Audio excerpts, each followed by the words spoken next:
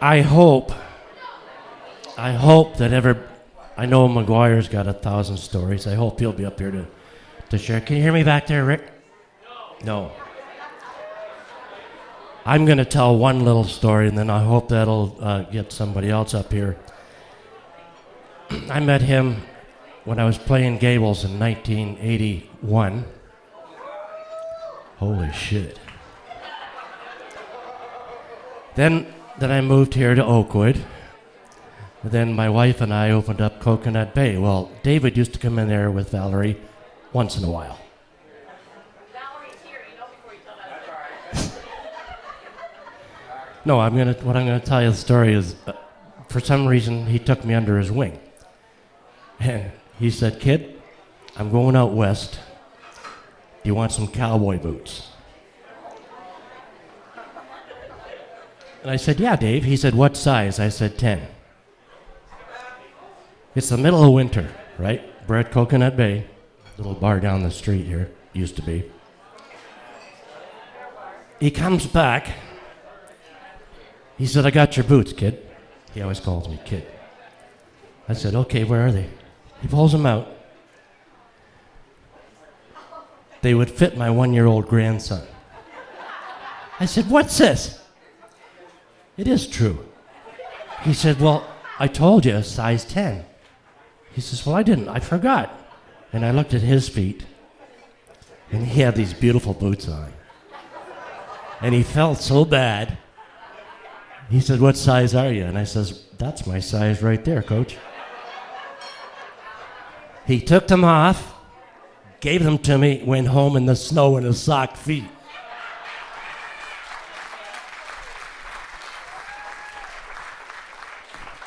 And I had those boots for about 15 years. And they just sat in the closet. And finally I said, "Dave, you want your boots back?" So I gave them back to him. And they're still in my closet.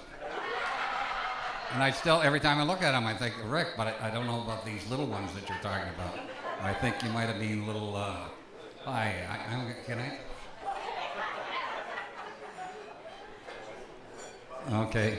I mean, Rick Powell and my wife always say, "Dave, when you leave the house, I want you to behave and go out and enjoy the evening." So I happened to be in London to a little gathering.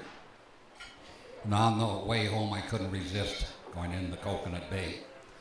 And if you all remember, there's some tables over in the corner, and I was dressed up. I had a sports shirt on and a tie, and trying to behave myself.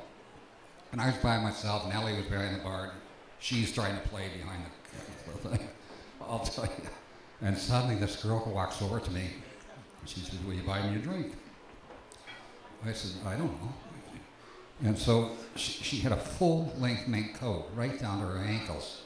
And I said, "You must be kidding." And then she opened the mink coat, and there wasn't any clothes. The whole bar stopped. He stopped playing. Ellie dropped her drinks. That was the end of the evening. I got up and left and go home to see Miss Val. But I'll tell you what, this town and you people coming out tonight makes me feel so good. And as you know, my family, we put this little enterprise together, and we've had a lot of fun with it. And I mean a lot of fun with it. And we've met some incredible people going through, and also Rick Powell. I remember one time I was in Hawaii, and I phoned Rick Powell and I said, "How's it going New Year's Eve?" He couldn't even talk. He was so goddamn drunk. And I had hired him for about $1,000 that night. It wasn't funny. So that's the last time. It's not the last time we had Rick here, but Rick originally is part of Oakwood. That's the way I look at it.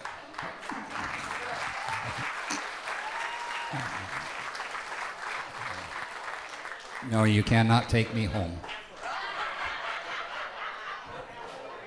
But no, this has been sort of a treat. I will just end it by this: that Rick put this together. I had nothing to do with it, and the Hoffmans sort of might enjoy this. They the phone at the switchboard at our desk kept phoning and said, "Is this a memorial? Is he dead?" And thank God the Hoffmans didn't send out a flyer.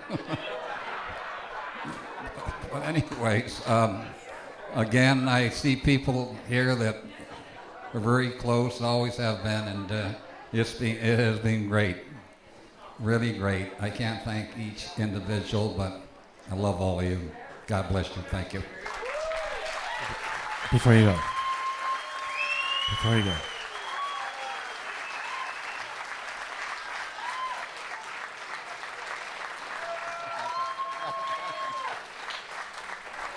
We wanted to say, and by the way, it was through the magic of Linda Rapley that everybody's out here tonight.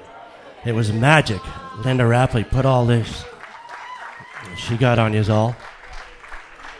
I'm sorry I grabbed the microphone from him, but I'll tell you what, that's another person. Are we lucky to have a Linda in our community?